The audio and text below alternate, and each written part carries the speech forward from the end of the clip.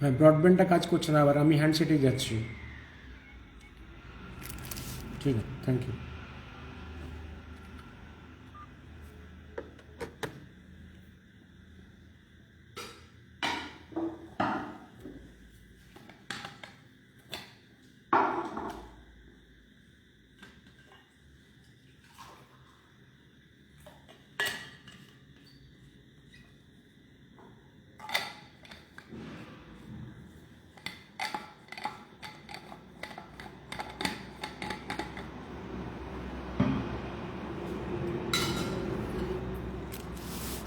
শুভরাত্রি।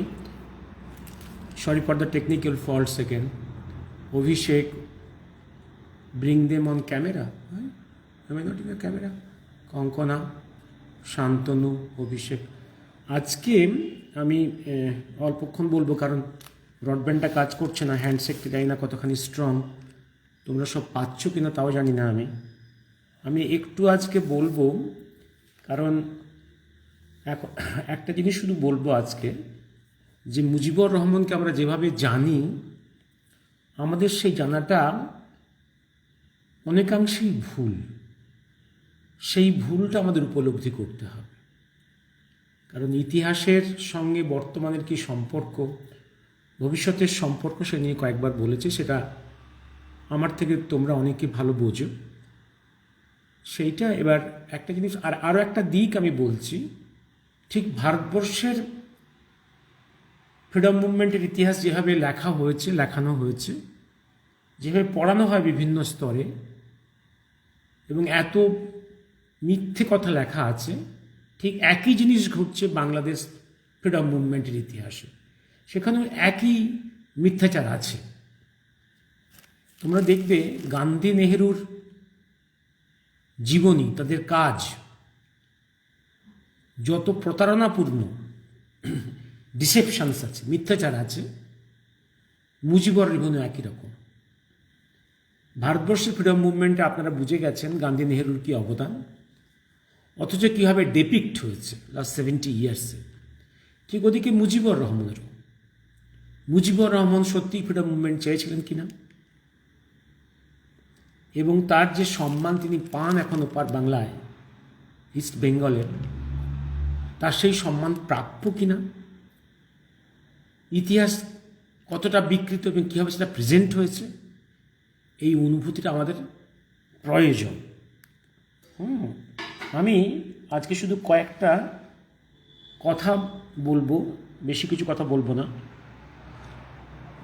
শুধু আপনাদেরকে একটু অনুপ্রাণিত করার জন্য, to find out the answers, and from those answers and from your attempts of searching the answer to this questions, আপনাদের কাছে সত্যটাকে রিভিল করবে। মনে রাখবেন, কোনো একটা কাজের জন্যে একটা কাজের আগের পিরিয়ড থাকে, কাজের পরের পিরিয়ড থাকে। যেমন আমরা সার্জন, আমাদের সার্জারির আগে একটা পিরিয়ড থাকে, সার্জারির সময় একটা পিরিয়ড, আবার সার্জারির পরের একটা পিরিয়ড, পোস্ট অপ। এই তিনটি পিরিয়ডে সার্জিক্যাল টিম বা মেন সার্জনস কি বিহেভ করছে, সেখান থেকে ইন্টেনশনটা বোঝা যায়। সে সত্যি কোনো ছলনা করছে না সিনসিয়ারলি অনেস্টলি সার্জারিটা করতে চাইছে, তার পারপাসটা কি, এটা বোঝা যায় একটু কিন অবজারভার হলে। অনেক সময় হয়তো বোঝা যায় না, even with the intelligent very কিন অবজারভেশন, বাট অনেক ক্ষেত্রেই কিন্তু বোঝা সম্ভব। এবার আসি আমি একটা পিরিয়ডে, ধরুন এক্ষেত্রে যেমন বাংলাদেশ মুভমেন্ট হয়ে গেছে, ওয়ার শেষ, বাংলাদেশ মুক্ত হয়ে গেছে, তারপরের মুজিবুরের আচরণটা দেখুন। এইখান থেকেও কিন্তু পোস্ট অফ মুজিব, তার মুজিবের আচরণটা কি, এখান থেকেও মুজিবকে বোঝা যায়। যদি আগের pre of Mujib and per operation Mujib, তাকে যদি বুঝতে কোনো অসুবিধে হয়, পোস্ট অফ মুজিবকে একটু বোঝার চেষ্টা করুন। আমি গতকাল যে কথাগুলো বলেছি হয়তো সাজিয়ে ভালো করে ক্লিয়ারলি বলতে পারিনি। আমি আজকে শুধু প্রশ্নের আকারে আপনাদেরকে রেখে যাচ্ছি, আপনারা ইন্টেলিজেন্ট এনাফ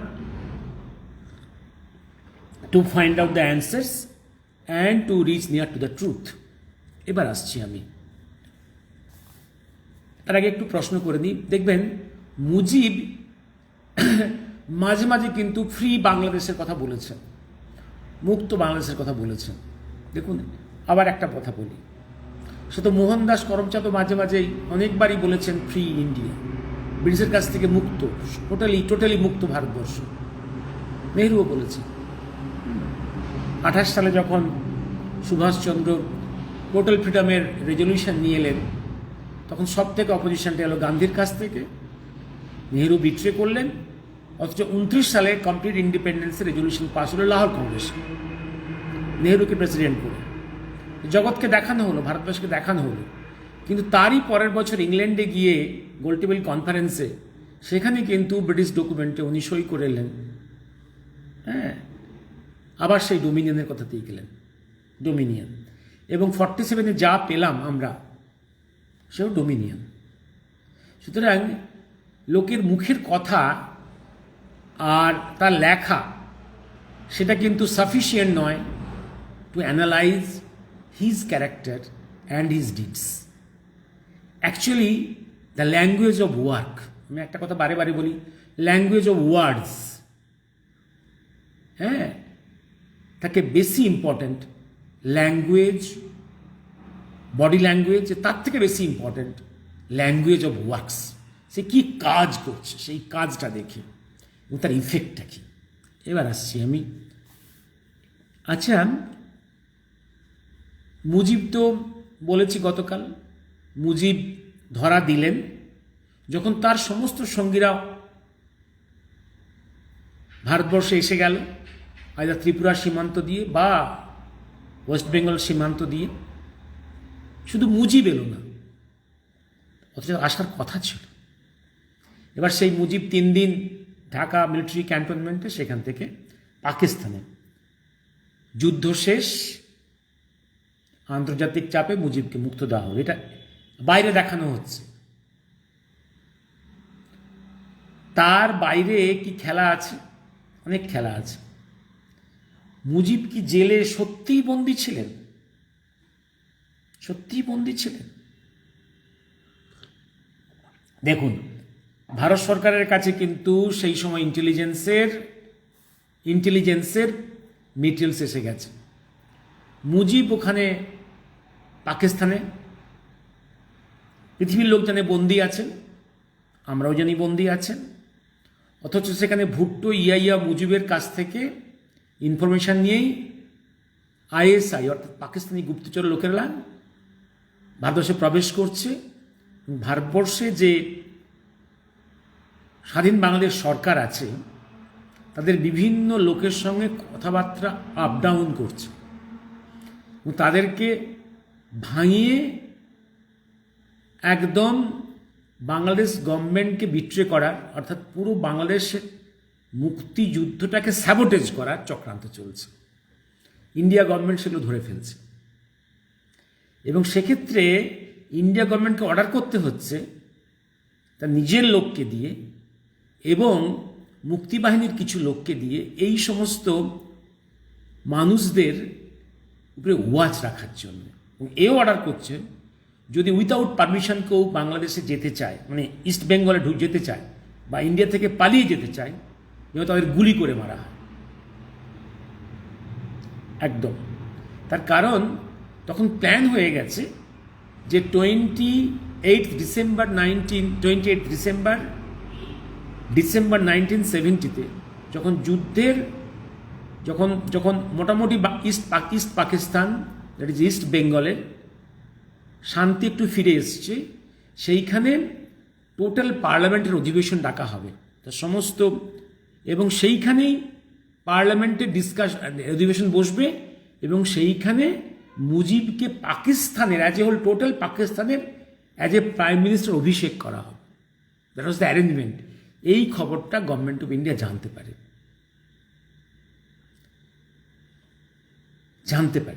এবং এক্ষেত্রে গভর্নমেন্ট অফ ইন্ডিয়া তার অ্যাকশন শুরু করে, অর্থাৎ বাংলাদেশের মুক্তিযুদ্ধকে স্যাবোটেজ করার জন্য। একদম যেমন ভুট্টো আছে, ইয়াই আছে, মুজিব নিজে আছে, নিজে, যে জন্যে যে ক্যাবিনেট মিনিস্টারদের দিয়ে ভারতবর্ষে প্রভিশনাল গভর্নমেন্ট অফ বাংলাদেশ তৈরি করা হয়েছিল, তাদের প্রত্যেককে এনসার্কেল করা হলো, এনসার্কেল করা হলো। আদারওয়াইজ ওরা চলে যাচ্ছিল, গিয়ে ওখানে পুরো মুভমেন্টটাকে স্যাবোটেজ করার চিন্তা। সেটা মুজিব করতে পারলেন না। ভুট্টো মুজিব ইয়া করতে পারলেন না। বাংলাদেশ মুক্ত হলো। 3 ডিসেম্বর ভারতীয় বাহিনী অফিসিয়ালি প্রবেশ করলো on declaration of the war, and 16th যুদ্ধ শেষ করলো। Total Pak army in east Pakistan surrender করলো। অর্থাৎ ভুট্টো মুজিব অ্যান্ড ইয়ার চক্রান্ত বানচাল হয়ে গেল। মুজিবের স্বপ্ন পাকিস্তানের প্রধানমন্ত্রী হবে, সেই স্বপ্ন ধ্বংস হয়ে গেল। এই তো এবার আসছি। এইবার আমি গতকালই বলেছি, মুজিব কিন্তু মুক্ত বাংলাদেশ কোনো ডিক্লারেশন দিয়ে যায়নি অ্যারেস্টের আগে। এবং যখন তার ছাত্র নেতারা, অন্য নেতারা বললেন অন্তত আপনি একটা কাগজে সই করে দিন যে বাংলাদেশ মুক্ত, স্বাধীন বাংলা, উনি কোনো লিখে দেননি। দাবি ছিল যে এই লেখাটা অন্তত হাতে থাকলে এটা বস্ত বড় অস্ত্র, যে অস্ত্রটা হাতে নিয়ে গভর্নমেন্ট অফ ইন্ডিয়া ওয়ার্ল্ড প্লেনে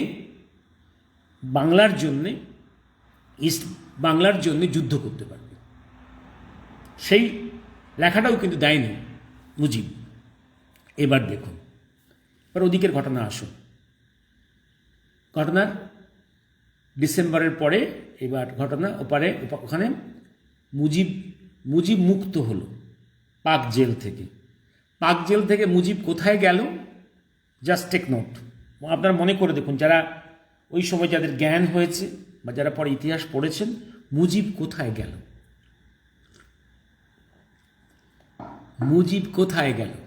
মুজিব গেল ইংল্যান্ডে। ওয়াই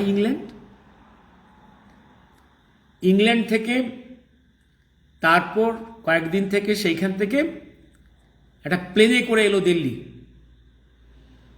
এটা কাদের প্লেন? ব্রিটিশ এয়ারলাইন্সের।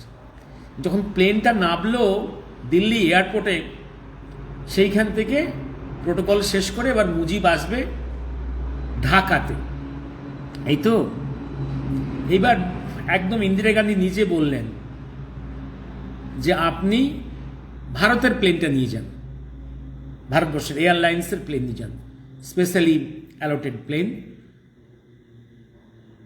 কারণ আপনি যাদের প্লেনটা ব্যবহার করছেন সেই ইউকে এখনো পর্যন্ত আপনার বাংলাদেশ সরকারকে স্বীকৃতি দেয়নি। যে দেশ আপনাকে স্বীকৃতি দেয়নি তার প্লেনটা আপনি কেন ব্যবহার করবেন? আমরা ভারত আপনাকে স্বীকৃতি দিয়েছি বহু আগে, তার প্লেনটা নিয়ে যান। মুজিব ভারতের প্লেন নেননি, উনি ব্রিটিশ প্লেনেই দিল্লি থেকে ঢাকা গেছিলেন। Take note. Why so allergy for India? Tapas, তোমার সেই যুক্তিরগুলো দেখো, আরো সাপোর্টিং এভিডেন্স দিচ্ছি, তোমার সেই বক্তব্যের এভিডেন্স, আরো সাপোর্টিং এভিডেন্স দিচ্ছি।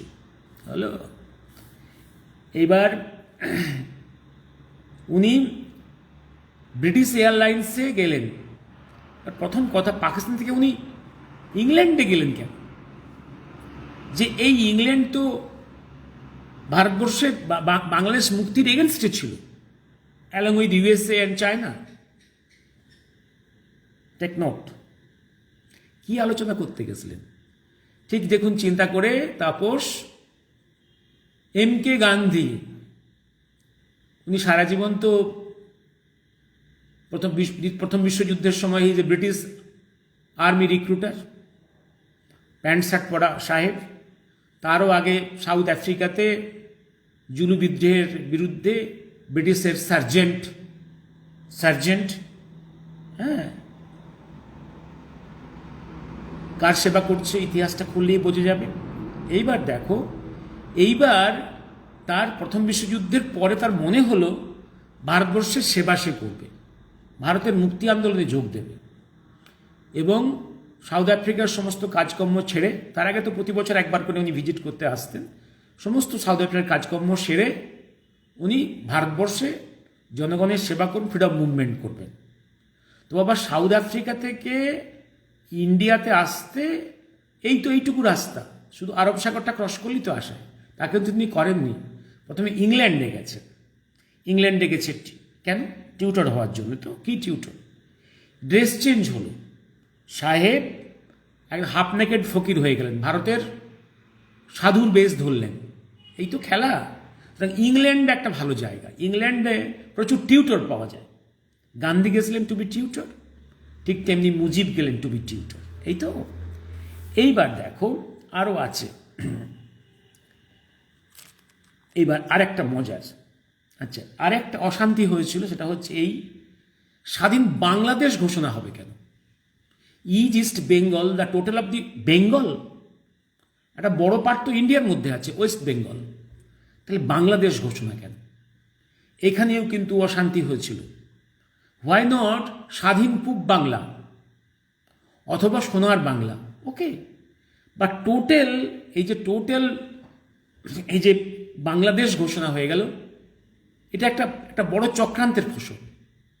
কারণ বাংলাদেশ হয়ে গেল মানে ওয়েস্ট বেঙ্গল যে পার্টটা ইন্ডিয়াতে পড়ে আছে তার ডিগনিটি খর্ব হলো, এবং থিওরিটিক্যালি অ্যান্ড মোরালি বাংলাদেশের ক্লেম এসে গেল in total whole part of West Bengal.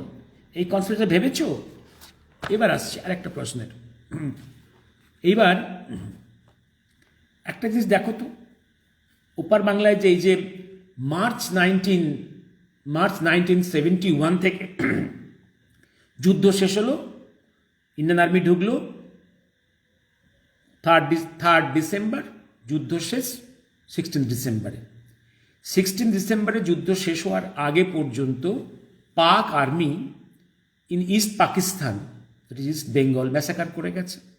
এই ম্যাসাকারের দুটো পিক আছে।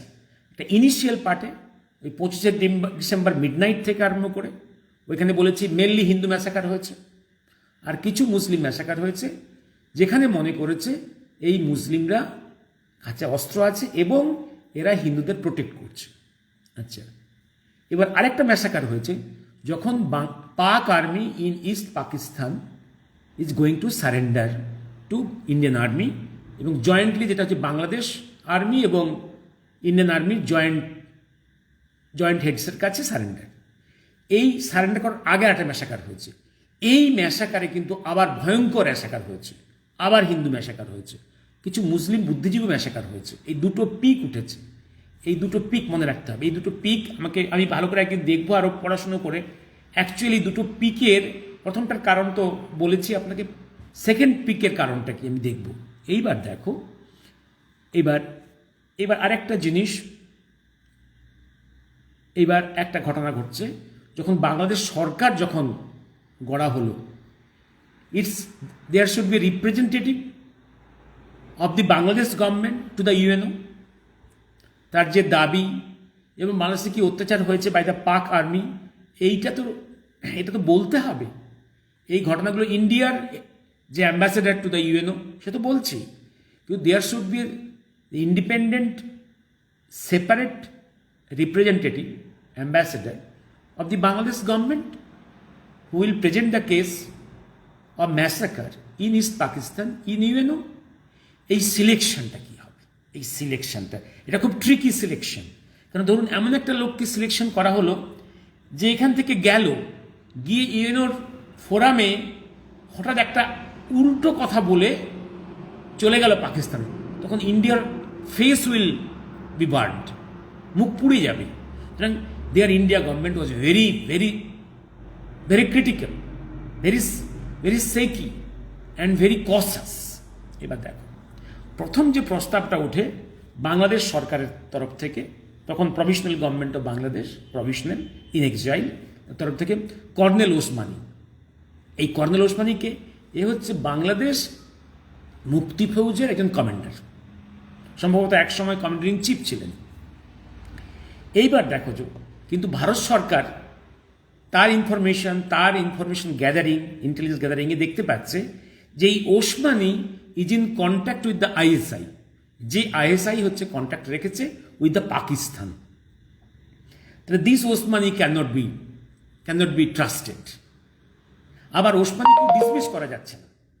ডিসমিস করতে গেলে যে প্রবলেমসগুলো হবে, যে ক্যাওসটা হবে, তার থেকে বরং ওসমানীকে এনসার্কেল করে রাখো, ওয়াচ করে রাখো। ওসমানীকে ওয়াচ করে রাখা হলো। ওসমানীকে কিন্তু he was not allowed to go to UNO as representative, হয়ে গেল। কারণ ইন্ডিয়া পাসপোর্ট না দিলে তো যেতে পারবে না। এবার আরেকজন মোস্তাক আহমেদ, হুইজ মোস্তাক আহমেদ? মোস্তাক আহমেদের নামটা উঠল। মোস্তাক আহমেদ, এই মোস্তাক আহমেদ হচ্ছে foreign minister of provisional government of Bangladesh. এই সেই মোস্তাক আহমেদ যার সঙ্গেও ইন্ডিয়ান ইন্টেলিজেন্স দেখতে পাচ্ছে আইএসআই চরেরা কন্ট্যাক্টে আছে। Government of India refuse to give passport to this Mostaq Ahmed. হলো? এইবার দেখ, তখন লাস্ট হচ্ছে আবু সৈয়দ চৌধুরী। সে বসে আছে, আগে ছিলেন তিনি Pakistan high commission in London. এইবার তারপরে উনি হয়েছিলেন যখন প্রভিশনাল গভর্নমেন্ট অফ বাংলাদেশ, সেই সময় উনি temporary high commissioner of Bangladesh in London.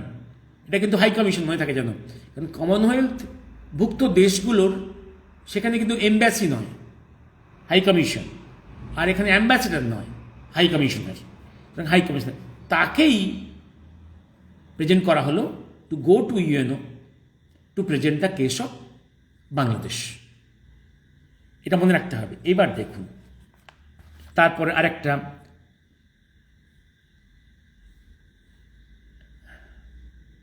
আমি আগেই বলেছি চক্রান্ত কিন্তু এটা হয়ে গেছে, যে হঠাৎ 28 ডিসেম্বরে 71-এ ঢাকাতে একদম central parliament of the Pakistan, কারণ যুদ্ধ ক্যাওস হলেও, যুদ্ধ হলেও কিন্তু কখনো অ্যাসেম্বলি এবং পার্লামেন্ট ডিজলভ করা হয়নি, বাঁচিয়ে রাখা হয়েছে।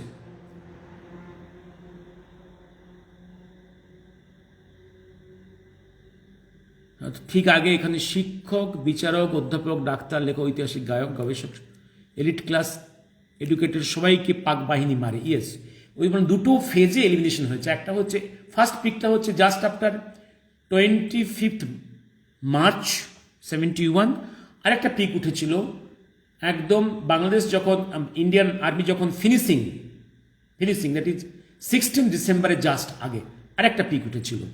এটা ডিটেলস একদিন পরে বলবো। এইটা গভর্নমেন্ট অফ ইন্ডিয়াকে ভাবতে হলো যে এই যুদ্ধ শেষ করতে হবে এই 20 ডিসেম্বর আগে।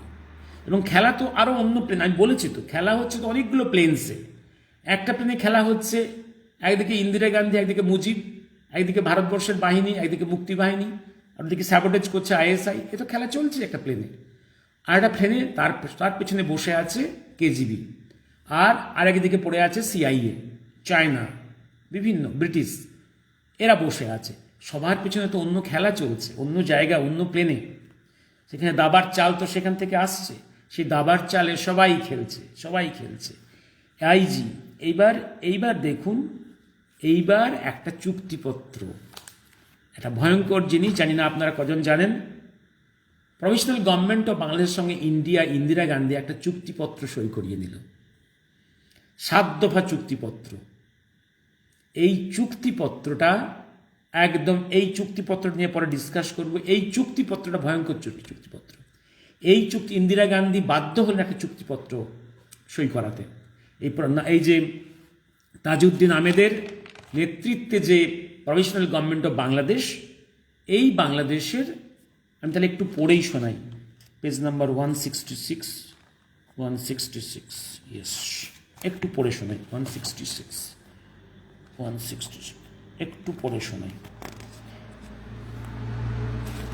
সেদিন ইন্দিরা গান্ধীর নেতৃত্বে ভারত সরকার একটি কঠিন বলিষ্ঠ পদক্ষেপ নিতে বাধ্য হয়েছিল। তাই আওয়ামী লীগের জাতীয় পরিষদের প্রতিটি সদস্যকে পাহারা দেওয়ার জন্য একাধিক মুজিব বাহিনীকে নিযুক্ত করা হয়েছিল। অন্যদিকে ভারতের সর্বস্তরে গোয়েন্দা বিভাগকেও তাদের চলাফেরার প্রতি সতর্কভাবে বিশেষ দৃষ্টি রাখার জন্য নির্দেশ দেওয়া হয়েছিল, যাতে তারা কেউ ঢাকায় ফিরে যেতে না পারে। তাতেও নিশ্চিত না হয়ে বাস্তবমুখী কর্মসূচি নিতে বাংলাদেশ ও ভারত সরকার 7 দফার একটি চুক্তিপত্র সই করে। সেই 7 দফার সংক্ষিপ্ত রূপ হলো যারা মুক্তিযুদ্ধে সক্রিয়ভাবে অংশ নিয়েছে তারাই যোগ্যতা অনুসারে প্রশাসন থেকে সরকার চালাবে, অন্যরা চাকুরিচ্যুত হবে। দরকার হলে ভারতের অভিজ্ঞ কর্মচারীরা শূন্য পদ সাময়িক পূরণ করে বাংলাদেশকে সাহায্য করবে। ভারত ও বাংলাদেশের সেনা মিলে যৌথ বাহিনী গঠিত হবে। তার প্রধান হবে ভারতীয় সেনাবাহিনীর প্রধান। তার নির্দেশে যুদ্ধ পরিচালিত হবে। বাংলাদেশে কোনো সামরিক বাহিনী থাকবে না, তার বদলে প্যারামিলিটারি থাকবে। দেশের শান্তি শৃঙ্খলার কাজে তারা সাহায্য করবে। উভয় দেশে থাকবে খোলা বাজার, তবে মাঝে মাঝে আলোচনার মাধ্যমে নীতি নির্ধারিত হবে। ভারতের সৈন্য অনির্দিষ্টকাল পর্যন্ত বাংলাদেশে থাকবে, তবে প্রতি বছর আলোচনার মাধ্যমে তাদের ধাপে ধাপে ফিরে আনার ব্যবস্থা হবে।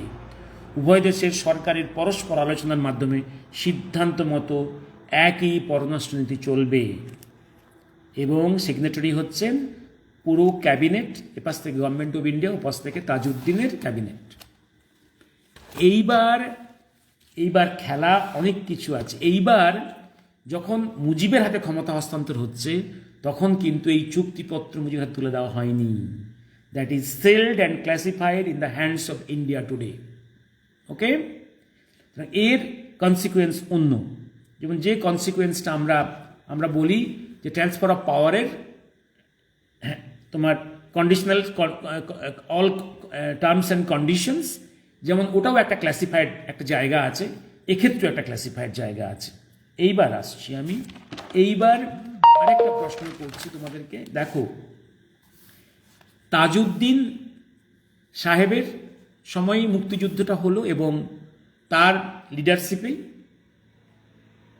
মুজিবুর রহমান একটা স্বাধীন দেশ পেল এবং যার সর্বোচ্চ নেতা হিসেবে তিনি ভূষিত হলেন। কিন্তু what was the fate of Tajuddin Ahmed? What was the fate of Tajuddin Ahmed? Abhishek Ganguly, what was the fate of Tajuddin Ahmed?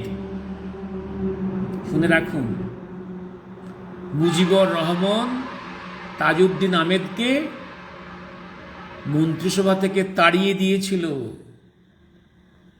যে তাজউদ্দিন আহমেদের নেতৃত্বে বাংলাদেশ প্রভিশনাল গভর্নমেন্ট এবং গভর্নমেন্ট অফ ইন্ডিয়া যৌথভাবে বাংলাদেশকে মুক্ত করেছিল। This is Mujibur Rahman.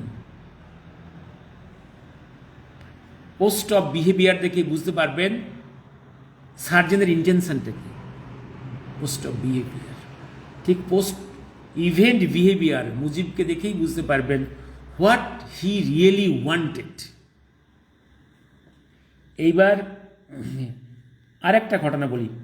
যে মুস্তাক আহমেদ, আয়েশায়ের চর, যাকে গভর্নমেন্ট অফ ইন্ডিয়ার ইন্টেলিজেন্স সারাউন্ড করে রেখেছিল, সেই মুস্তাক আহমেদকে মুজিবুর রহমান তার ক্যাবিনেটে নিলেন। এবং যে চুক্তি হয়েছিল যে বাংলাদেশের সেনাবাহিনীতে সন্দেহজনক লোককে নেওয়া হবে না, বাতিল করা হবে, যে পাকিস্তান আর্মির যে লোকেরা বাংলাদেশে এত লক্ষ, as per the government of Bangladesh 50 লক্ষ খুন হয়েছে, অ্যাজ পার নিক্সন ডকুমেন্ট 1 কোটি খুন হয়েছে। যারা এই খুন করেছে বাংলাদেশের মানুষকে, তাদেরকে বাংলাদেশ আর্মিতে নেওয়া হবে না। কিন্তু মুজিবুর রহমান সে কথা মানলেন না। উইথাউট স্ক্রুটিনি উনি সবাইকে কিন্তু বাংলা আর্মিতে নিলেন। শুধু তাই নয়, একটা জিনিস বলে রাখি, ঢাকাতে পৌঁছে তার উচিত কি ছিল?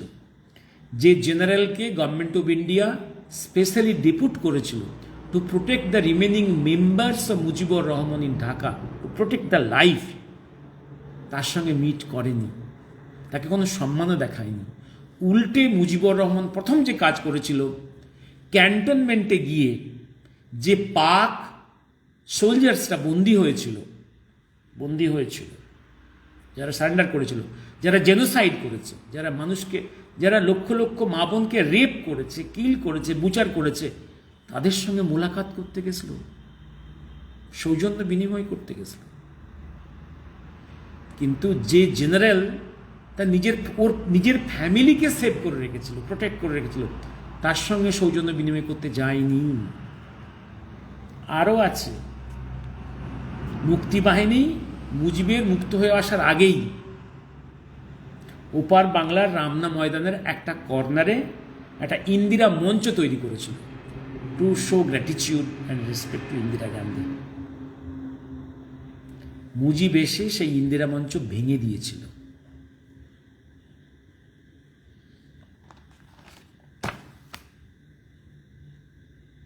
হলো। আর মুজিবের শিক্ষানীতি কি হলো? প্রথম একদম ক্যাবিনেট করে যে যে যে যে শিক্ষানীতি হলো, শিক্ষানীতিতে প্রথম হলো একদম ইসলামিক ফাউন্ডেশন অ্যান্ড মাদ্রাসা তৈরির জন্যে প্রফিউজ টাকা গ্র্যান্ট হলো, এবং সেই মাদ্রাসায় উর্দু আরবি শিক্ষার জন্য প্রচুর টাকা অ্যালটমেন্ট হলো। মনে রাখবেন, হোল ইস্ট বেঙ্গলে মুক্তিযুদ্ধের ট্রিগারিং পয়েন্ট হচ্ছে ভাষা। 1950s যখন জিন্না 50s উর্দুকে ইম্পোজ করেছিল, সেই উর্দুর প্রতি ঘৃণা বাংলাদেশের একদম রাগের যে উৎস, মুক্তিযুদ্ধের যে উৎস, নিউক্লিয়াস, ট্রিগারিং পয়েন্ট, সেই উর্দু শিক্ষার জন্যে মুজিবুর রহমান মাদ্রাসা করলো, হাজারে হাজারে টাকা অ্যালটমেন্ট করলো। This is Mujibur Rahman.